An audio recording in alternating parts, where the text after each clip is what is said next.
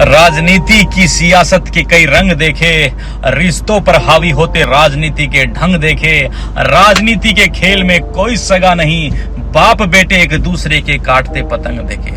लेकिन रोक रहे फतेह पर रोक, अब ये तरीका तो रोक और संभल कर देख। पिछले 30 साल की विवशता और पीड़ा आमजन की, जहां करना परिवर्तन सब चाहते हैं, पर छोटी छोटी बातें अहंकार को लेकर खड़ा कर देती है और इस छोटी सी राई को भी पहाड़ कर देती है। लेकिन अब ठानो और एक बात मानो, जब आग एक है तो एक राग हो।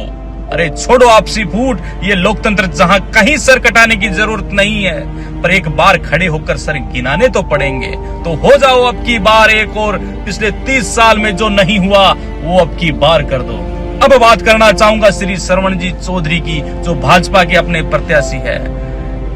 इनको मैंने पहली बार 2004 में सुना और तब से इस इंसान की उस सोच को सलाम करता हूं, जिसने उस कालखंड में उस शिक्षा का महत्व समझा और प्रण लिया कि क्या गरीब का बेटा और किसान का बेटा महल का सपना नहीं ले सकता क्या? गरीब और आम आदमी का बेटा बिना शिक्षा गरीब ही रहेगा। और वो मुहिम चलाई तो ऐसी चलाई कि सीकर जिले को शिक्षा नगरी में तब्दील कर दिया। जरा सोचो इस इंसान की कितनी बड़ी सोच रही होगी उस वक्त से, जिसने गरीब की झोपड़ी से भी बुद्धिमान खोपड़ी निकालकर उस झोपड़ी को महल में बदला है। और सोचो अगर ऐसा आदमी फतेहपुर विधानसभा का विधायक बनता है तो ये फतेहपुर का जन्मा जाया श्रवण अपनी माटी का कर्ज उतारने के लिए क्या कुछ नहीं कर जाएगा।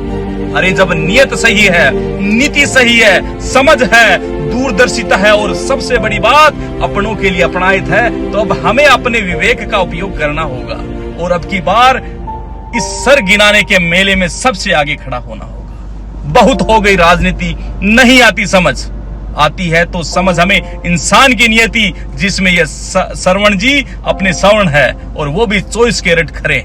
जब बात होती है समर्थन और साथ की, मुझे पूर्ण विश्वास है फतेहपुर तहसील के गांव और शहर में बीजेपी को लाने की भरपूर व्याकुलता है। जरूरत सिर्फ एकता और चेतना की है। तो ये मौका हमें अब चूकना नहीं है और पहचान उन लोगों को भी कर लो जो हमारी तहसील को मात्र प्रयोगशाला के रूप में मानते हैं। लगा दो बड़े ताले उन राजनीतिक प्रयोगशालाओं के और चाबी फेंक दो फतेहपुर के भीड़ में, ताकि अगली बार ऐसा कुछ करने की सोचे तो 3 बार सोचकर दिमाग को सेट करें।